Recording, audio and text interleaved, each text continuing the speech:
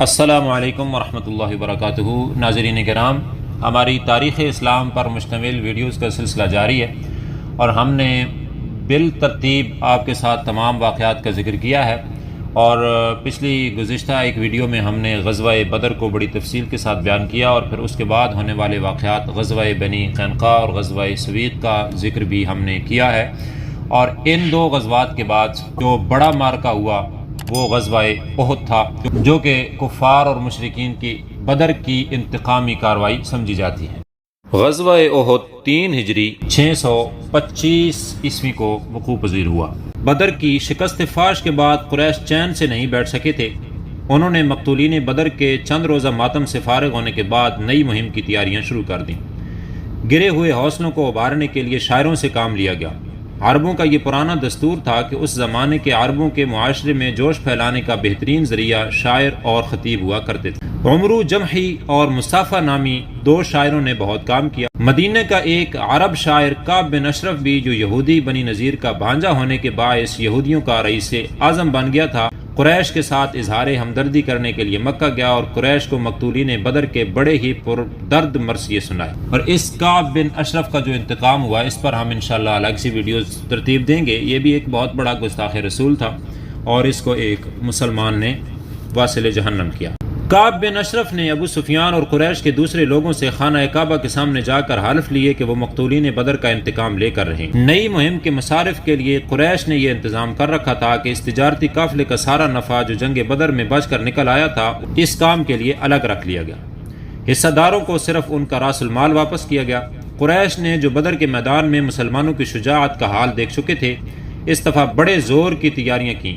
قریش کے معزز گھرانوں کی بعض خواتین بھی جوش انتقام سے لبریز ہو کر فوج میں بھرتی ہو گئیں۔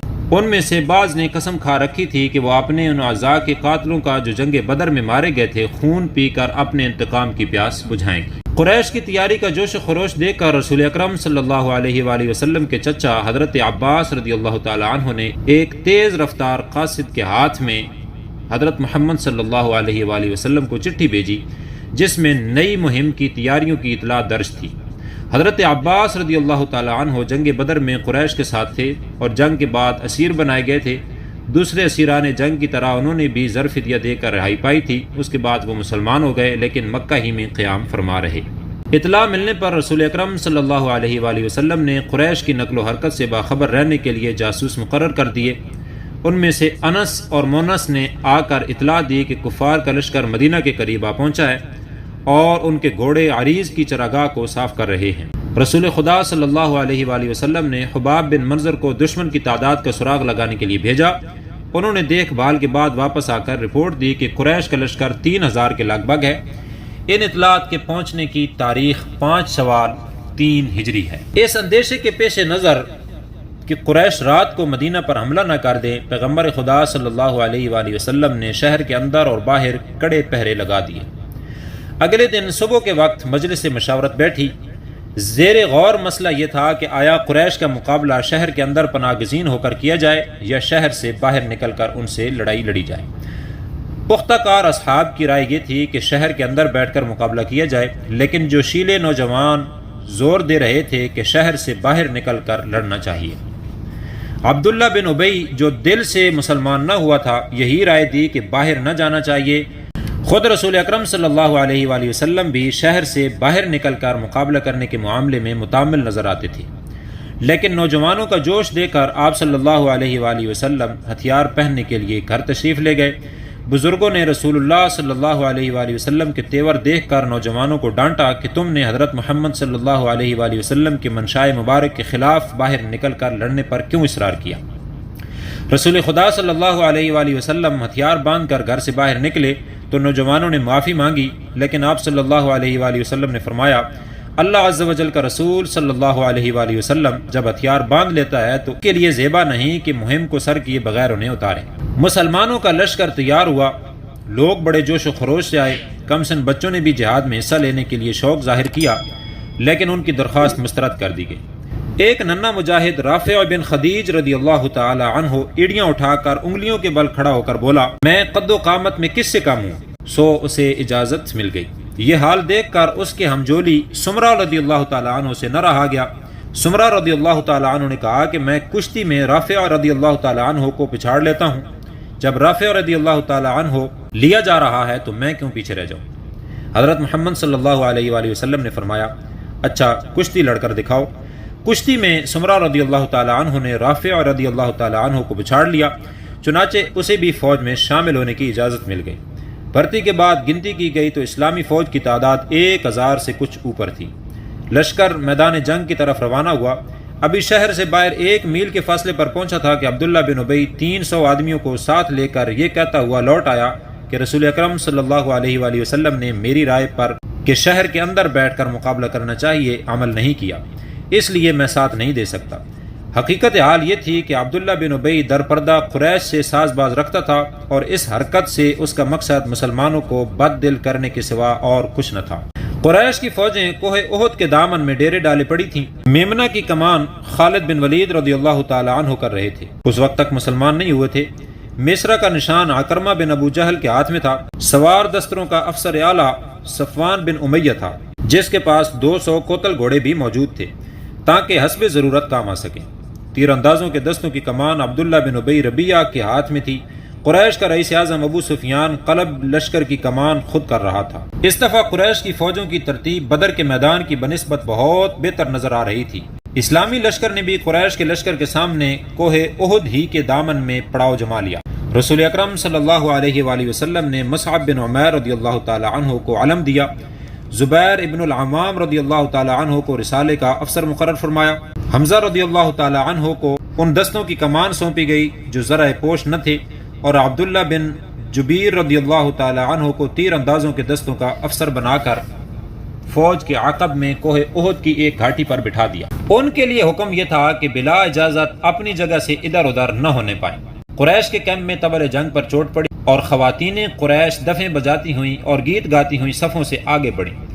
وہ بوڑھوں کو جوان اور نامردوں کو جوان مرد بنانے والا گیت گا رہی تھیں جو یہ تھا، ہم طارق ستارے کی بیٹیاں ہیں جو قالینوں پر چلتی ہیں، اگر تم آگے بڑھو گے تو ہم تمہیں چھاتی سے لگائیں گی، اور اگر تم پیٹ پھیر کر بھاگو گے تو ہم تم سے الگ ہو جائیں گے۔ اس کے بعد مدینہ کا ایک شخص ابو عامر جو مکہ میں رہتا تھا 150 آدمیوں کی جمعیت لے کر میدان میں نکلا۔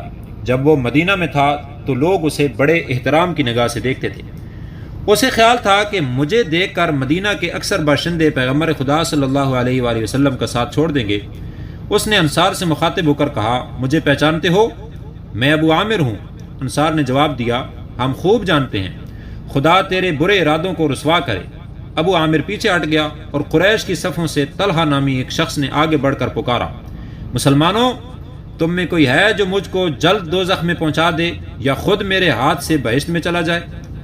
ادھر سے حضرت علی رضی اللہ تعالی عنہ میں اس خدمت کے لیے حاضر ہوں کہتے ہوئے آگے بڑھے اور تلوار کے ایک ہی وار میں طلحہ کو مٹی کا ڈھیر بنا کر زمین پر گرا دیا۔ اس کے بعد عام جنگ شروع ہو گئی۔ طرفین کے بہادر داد شجاعت دینے لگے۔ حمزہ، علی اور ابو دجانہ رضی اللہ تعالی عنہم اس مارکے کے ہیرو ثابت ہوئے۔ ابو دجانہ رضی اللہ تعالی عنہ رسول خدا صلی اللہ علیہ وآلہ وسلم کی تلوار لے کر لڑ رہے تھے اور اس اعزاز کے نشے میں بے خود ہو کر کفار کی صفیں الٹتے چلے جا رہے تھے۔ حمزہ رضی اللہ تعالی عنہ بھی دشمنوں کو گاجر مولی کی طرح کاٹتے ہوئے آگے بڑھ رہے تھے۔ وحشی نام کے ایک حبشی غلام نے برابر سے تاک کر حربہ، چھوٹا سا نیزہ ہوتا تھا، مارا جو حضرت حمزہ رضی اللہ تعالی عنہ کی ناف میں لگا اور انتڑیوں کو چیرتا ہوا پار نکل گیا۔ حمزہ رضی اللہ تعالی عنہ لڑکھڑا کر گر پڑے اور راہ حق میں شہید ہو گئے۔ دوسرا فریق بھی شجاعت کے کارناموں سے خالی نہ تھا۔ قریش کے ایک علم بردار ثواب نامی کے دونوں ہاتھ کٹ گئے تو وہ علم کے ساتھ خود بھی زمین پر گر پڑا اور اسی حال میں مارا گیا۔ قریش کی ایک خاتون نے آگے بڑھ کر علم اپنے ہاتھ میں لیا اور قریش کے حوصلے جو علم کے گرنے سے پست ہو رہے تھے از سر نو تازہ کر دیے۔ کھمسان کی لڑائی تھوڑی دیر تک جاری رہی اور قریش کے لشکر میں ابتری کے آثار نمودار ہونے لگے۔ مسلمان سمجھے کہ قریش شکست کھا گئے ہیں، اس لیے وہ لڑائی کا خیال چھوڑ کر مال غنیمت جمع کرنے لگے۔ تیر اندازوں کی ٹولی نے جو گھاٹی پر متعین تھی جب یہ حال دیکھا تو اپنے افسر کے حکم کو پس پش ڈال کر وہ بھی غنیمت کا مال لوٹنے کے لیے نیچے اتر آئے۔ مورچہ خالی دیکھ کر خالد بن ولید رضی اللہ تعالی عنہ جو اس وقت تک مسلمان نہیں ہوئے تھے اپنے دوستوں کو لے کر اس گھاٹی کی راہ سے مسلمانوں کے عقب پر حلہ بول دیا۔ عبداللہ بن جبیر رضی اللہ تعالی عنہ نے چند آدمیوں کے ساتھ جو باقی رہ گئے تھے مقابلہ کیا اور سب کے سب کھیت رہے۔ مسلمان اس اچانک حملے کی تاب نہ لا سکے۔ ان کے لشکر میں بے طرح ابتری پھیل گئی۔ فریقین کے آدمی اس طرح آپس میں گھل مل گئے کہ اپنے پرائے کی تمیز نہ رہی۔ اتنے میں قریش کے ایک بہادر ابن قمیہ نے اسلامی لشکر کے عالم بردار مصعب بن عمیر رضی اللہ تعالیٰ عنہ کو شہید کر دیا۔ اسلام کا پرچم گر پڑا۔ اسے سنبھالنے والا مسلمان کوئی بھی نزدیک نہ تھا۔ ایک تو مصعب رضی اللہ تعالیٰ عنہ کا ڈیل ڈول رسول خدا صلی اللہ علیہ وآلہ وسلم سے ملتا جلتا تھا، دوسرا علم گر پڑا۔ اس لیے میدان جنگ میں غل مچ گیا کہ حضرت محمد صلی اللہ علیہ وآلہ وسلم شہید ہو گئے۔ کفار کے حوصلے بڑھ گئے، مسلمان بہت پریشان ہوئے، بعض نے ہمت ہار دی، بعض جان سے ہاتھ دھو کر لڑتے رہے۔ اس افراتفری کے عالم میں صرف 11 جان نثار رسول اللہ صلی اللہ علیہ وآلہ وسلم کی رکاب میں رہ گئے، جن میں سے حضرت علی، حضرت ابوبکر صدیق، حضرت سعد بن ابی وقاص، حضرت زبیر بن عوام، حضرت ابو دجانہ اور حضرت طلحہ رضی اللہ تعالی عنہم کے نام حدیث کی کتابوں میں مذکور ہیں۔ صحیح بخاری کی روایت یہ ہے کہ صرف طلحہ رضی اللہ تعالی عنہ اور سعد رضی اللہ تعالی عنہ ہی رسول اکرم صلی اللہ علیہ وآلہ وسلم کے ساتھ رہ گئے تھے، اور رسول اکرم صلی اللہ علیہ وآلہ وسلم کی شہادت پا جانے کی افواہ سن کر مسلمانوں کے اتباع نے جو مختلف اثر قبول کیے وہ اس کے ایک واقعہ سے آشکار ہیں۔ ابن نضر رضی اللہ تعالیٰ عنہ لڑتے ہوئے بہت آگے نکل گئے۔ انہوں نے دیکھا کہ حضرت عمر رضی اللہ تعالیٰ عنہ ہتھیار پھینک کر حیران و ششدر بیٹھے ہیں۔ پوچھا یہاں بیٹھ کر کیا کر رہے ہو؟ حضرت عمر رضی اللہ تعالیٰ عنہ نے جواب دیا کہ جب رسول اللہ صلی اللہ علیہ وآلہ وسلم ہی شہید ہو گئے تو کیا کریں گے؟ انس بن نضر رضی اللہ تعالیٰ عنہ نے کہا ان کے بعد زندہ رہ کر کیا کریں گے؟ یہ کہا اور دشمن کی صفوں میں گھس گئے، بڑے تہور کے ساتھ لڑے اور شہید ہو گئے۔ لڑائی کے بعد ان کی میت مشکل سے پہچانی گئی کیونکہ ان پر تیر، تلوار اور نیزوں کے 80 سے زیادہ زخم لگے تھے۔ عین اس حال میں کعب بن مالک رضی اللہ تعالیٰ عنہ نے رسول خدا صلی اللہ علیہ وآلہ وسلم کو دیکھا کہ وہ زندہ و سلامت موجود ہیں۔ کعب رضی اللہ تعالیٰ عنہ فرت مسرت سے چلائے، مسلمانوں، رسول اللہ صلی اللہ علیہ وآلہ وسلم یہ ہیں۔ اس آواز کا گونجنا تھا کہ جان نثار دوڑتے ہوئے اس طرف آئے۔ کفار بھی یہ آواز سن کر حملے کے لیے ابل پڑے۔ شدید ہنگامہ برپا ہوا۔ کفار رسول خدا صلی اللہ علیہ وآلہ وسلم کی ذات اقدس تک پہنچنا چاہتے تھے، مسلمان مدافعت کرتے ہوئے جانیں قربان کر رہے تھے۔ قریش کا ایک بہادر عبداللہ بن قمیہ لڑتا بڑھتا رسول خدا صلی اللہ علیہ وآلہ وسلم تک پہنچنے میں کامیاب ہو گیا۔ اس نے چہرہ مبارک پر تلوار کا ایک ہاتھ مارا، مغفرت کی ڈوکڑیاں ٹوٹ کر چہرے میں گھس گئیں اور محمد صلی اللہ علیہ وآلہ وسلم کے 2 اگلے دانت شہید ہو گئے۔ چشم زدن میں ابن قمیہ کی لاش کسی جان نثار کی تلوار کا وار کھا کر خاک و خون میں تڑپ رہی تھی۔ شمع رسالت کے پروانوں نے حضرت محمد صلی اللہ علیہ وآلہ وسلم کے گرد دائرہ بنا لیا۔ ابو دجانہ حضرت محمد صلی اللہ علیہ وآلہ وسلم پر جھک کر سپر بن گئے۔ کافروں کے کئی تیر ان کے پیٹھ میں لگے۔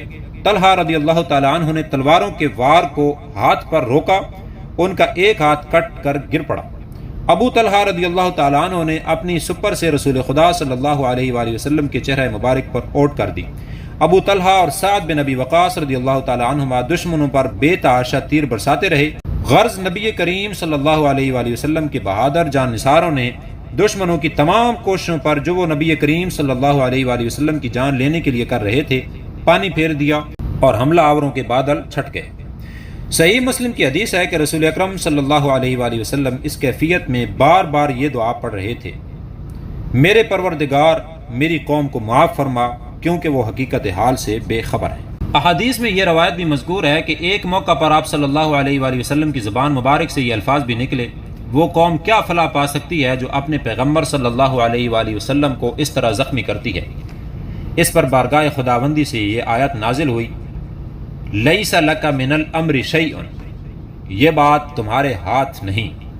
کفار کے بادل اس نقطہ پر سے چھٹ گئے تو رسول اکرم صلی اللہ علیہ وآلہ وسلم پہاڑ کی چوٹی پر چڑھ گئے۔ کفار کی ٹولیاں ابھی آپ صلی اللہ علیہ وآلہ وسلم کی تلاش میں تھیں۔ ابو سفیان یہ بھانپ کر کے پہاڑ کی چوٹی پر لوگ ہیں، انہی میں محمد صلی اللہ علیہ وآلہ وسلم بھی ہوں گے، ایک جمعیت کو لے کر اس پہاڑ پر چڑھنے لگا۔